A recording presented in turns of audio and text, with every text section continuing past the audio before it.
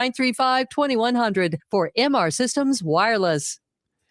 From the Heart Media Group newsroom and DeWittDailyNews.com, I'm Ben Hubbard with this expanded morning newscast.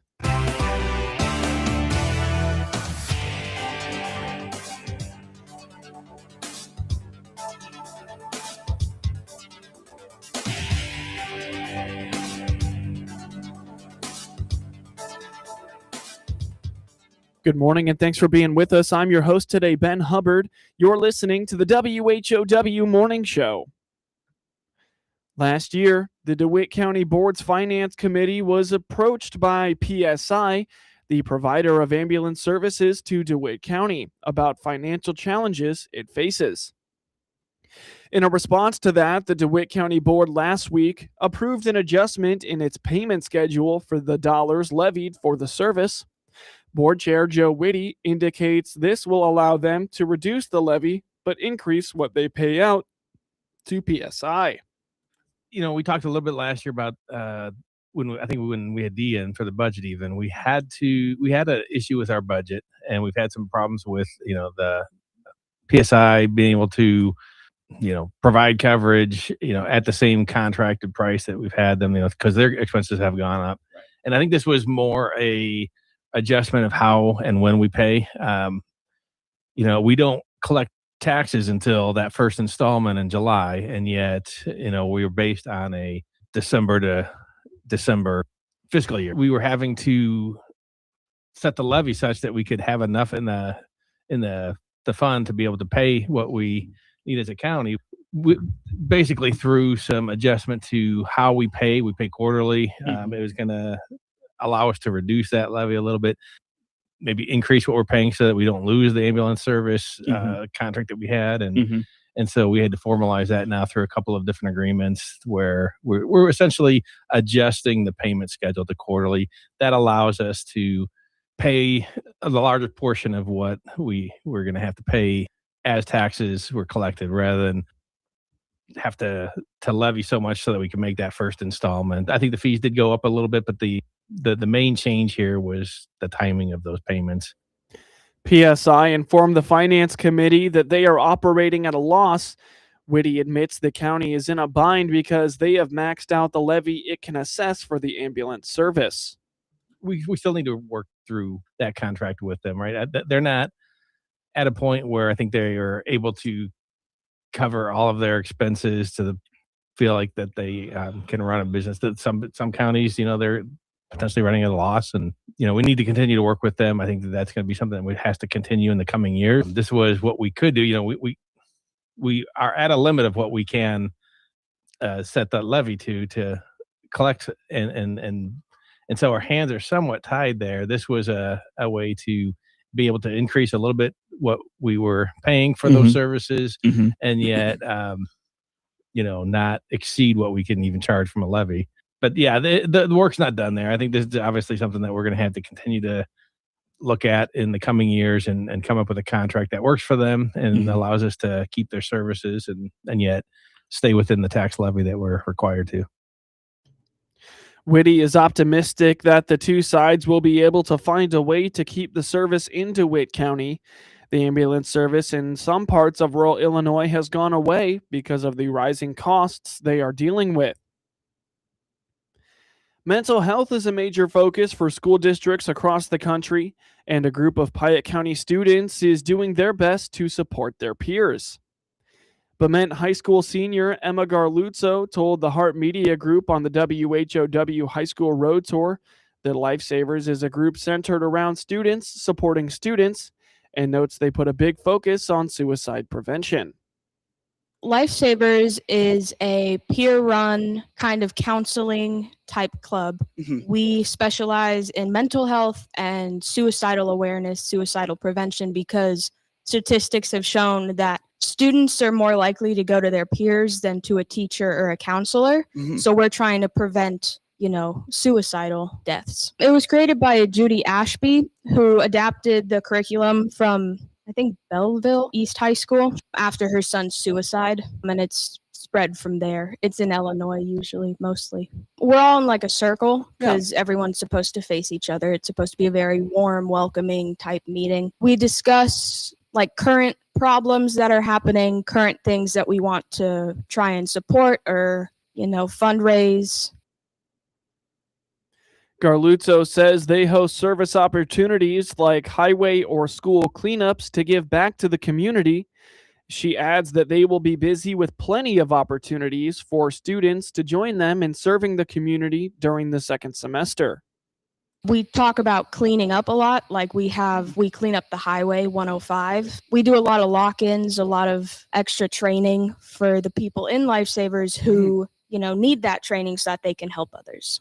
We're with Monticello. It's Monticello Bement Lifesavers. Monticello has done some, I believe. We don't specifically do any fundraising, but we do a lot of service projects. Like we put up Easter egg lane in Bement for people just to bring that joy. We clean up the highway. We're trying to just help where we can. We're cleaning the highway. We're doing a lock-in, so extra training for the people in Lifesavers. We're doing Easter egg lane, where it's a lot of service opportunities. I definitely don't think we deny people helping out. New members are elected to the club each year, and Garluzzo explains that in order for them to have the tools necessary to complete their goals, students can participate in the Lifesavers Retreat. She says it is 3 days and 2 nights of learning essential and sometimes life-saving skills. We elect new members every year, and then for those members to have the tools and skills needed to help and counsel other peers, we take them to Allerton, and it's a 3-day, 2-night retreat, and it is basically every single skill or tool you'd ever need to help students who are dealing with mental illness and suicidal thoughts and feelings. It's a lot of vulnerability. It's a lot of because you have to get the students comfortable with each other. So it's a big kind of counseling session, if that makes sense. Sure. It's really rewarding. I definitely have gotten a lot of good feelings from this club, this group. I enjoy helping people. If you enjoy helping people, you should become a part of it. Garluzzo encourages those interested in joining to visit the Monticello Bement Lifesavers Facebook and Instagram pages. Get news anytime at DeWittDailyNews.com.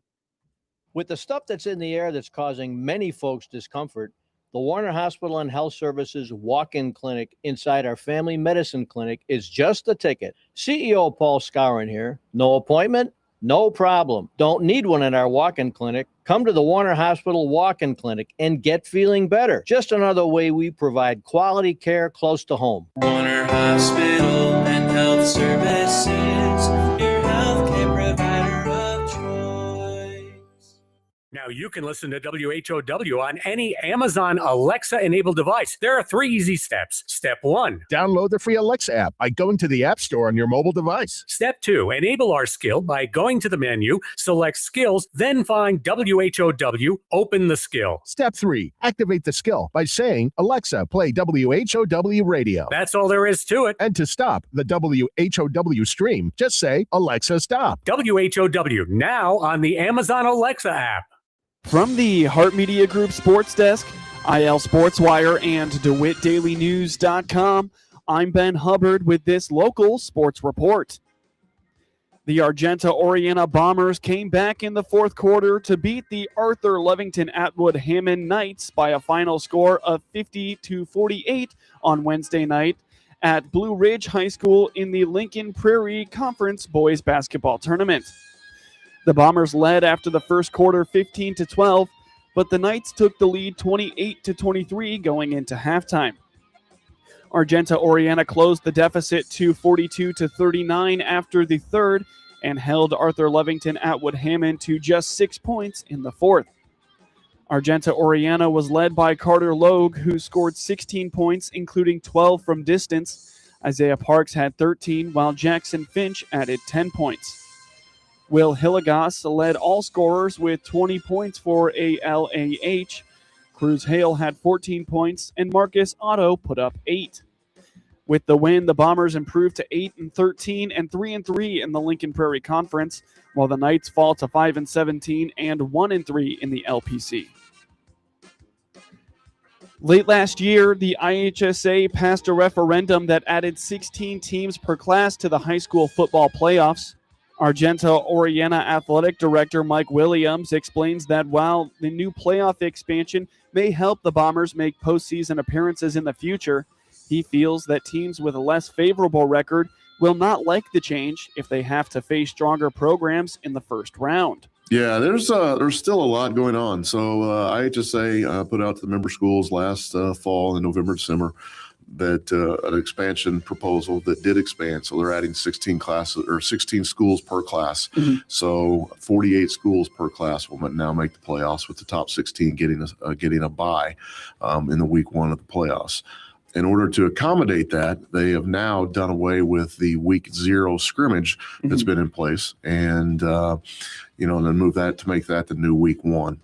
All this is basically focused on making sure that they finish the state championship games over Thanksgiving weekend.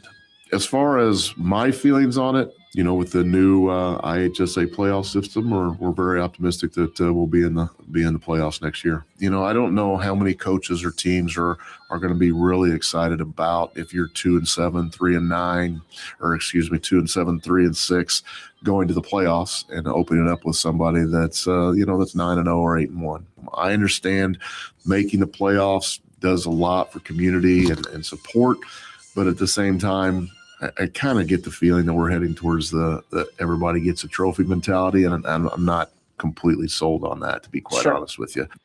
The Legislative Commission held a special meeting on Tuesday night to approve the football practice start date to August 5th, 5 days earlier than in seasons past. Now, the latest with that is just recently when we got back from Christmas break, the Sports Medicine Advisory Committee, has been against starting football earlier with the same start date on practices. So there's an emergency meeting of the Legislative Commission coming up at the end of this month. They're going to present starting football another 5 days earlier in order to get the students the 12 days of practice that are recommended by the Sports Medicine Advisory Committee. They changed the down week. That is now the week of July 4th. I don't know that was necessary. Schools could have done that completely on their own. And that's something that we did here at Argenta several years ago, and our families liked it. Our coaches were fine with it because most of them gave most of the week off anyway. But our families loved it just because they can plan their vacations and not have to worry about, getting a kid to practice on, around the 4th. But what that does is now that they're talking about moving this start of football up to the middle of the week prior, which for the last 20 years has been the shutdown week, is really going to mess with kids and families' vacation plans. Yeah. I guarantee you there are hundreds, if not thousands, of people across the state that have planned cruises, have planned vacations, that's got flights booked, that's got VRBOs booked for their vacations during shutdown. And now the IHSA is coming in and making this change with 7 months notice, and that's not fair. And now we're going to tell a kid that's had a cruise or a vacation booked for 2 years that you can't play in the first football game because you don't have 12 days of practice because we've changed the dates on you. Mm-hmm. I think that's very detrimental to kids, and I don't like the way that's played out. If they wanted to make these changes, I think that it could have easily been implemented a year down the road. Sure. It would have gave plenty of time for people to make those adjustments to vacation plans, coaches to make different plans for their summer schedules, and those type of things. I just think the whole process has been a little bit rushed. I understand the goal of some folks is to make the playoffs, and if we have to expand it and start the season earlier, that's fine. I understand your push. I don't necessarily agree with it, but I just think it was rushed, and it's created a lot of havoc for schools, for parents, for coaches, and most of all the kids. The IHSA is introducing a bye week for the top 16 teams per class at the start of the playoffs. Williams sees both sides of this and notes that some teams may want to rest their players and get healthy, while others will want to keep their momentum rolling and not have the break.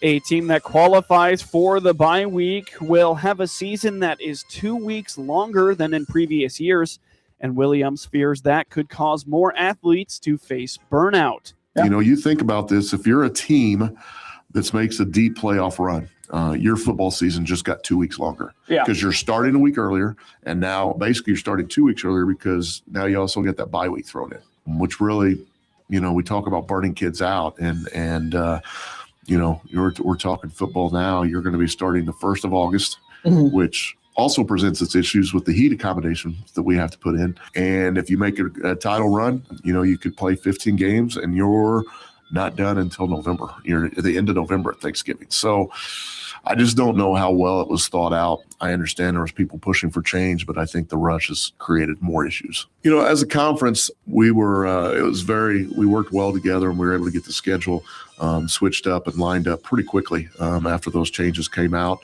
So we don't have to change homecoming. We don't have to change senior night that's been on the calendar, those type of things. It'll change our summer stuff a little bit just because, obviously we've had the week of the 4th in our schedule as a lockout period. But one of the things that I'm concerned with, and I'll be working with the coaches with over the summer, is just it doesn't make a whole lot of sense that without that lockout period or shutdown period, you can go basically now from, let's just say, July 6th, July 10th, somewhere in there, straight through with practices the way it's set up without having that shutdown period. And I think that's detrimental. Nothing's set in stone, but I'll be, strongly encouraging our coaches to take a week, at least 5 days off prior to the start of seasons, just to give those kids that break. If nothing else, not necessarily just a physical break, but more of a mental break. Area athletic directors and coaches have had mixed feelings about the announcements from the IHSA. Chase Walker's 21 points helped Illinois State defeat Murray State 70-65 on Wednesday. Walker also contributed 5 rebounds for the Redbirds, who improved to 15-7 and 7-4 in the Missouri Valley Conference. Ty Pence scored 12 points while finishing 6 of 11 from the floor and added 5 rebounds. Mason Clabo had 10 points and shot 4 for 7, including 2 for 3 from beyond the arc. The Racers fall to 16-6 and 8-3 in the MVC. They were led by Frederick King, who posted 19 points, 11 rebounds, 2 steals, and 2 blocks. Murray State also got 15 points and 3 steals from Javon Jackson. Illinois State went into the half ahead of Murray State 35-29. Walker scored 8 points in the half. Illinois State used a 9-0 second half run to break a 45-45 tie and take the lead at 54-45 with 9 minutes and 19 seconds left in the half before finishing off the victory. Walker scored 13 second half points.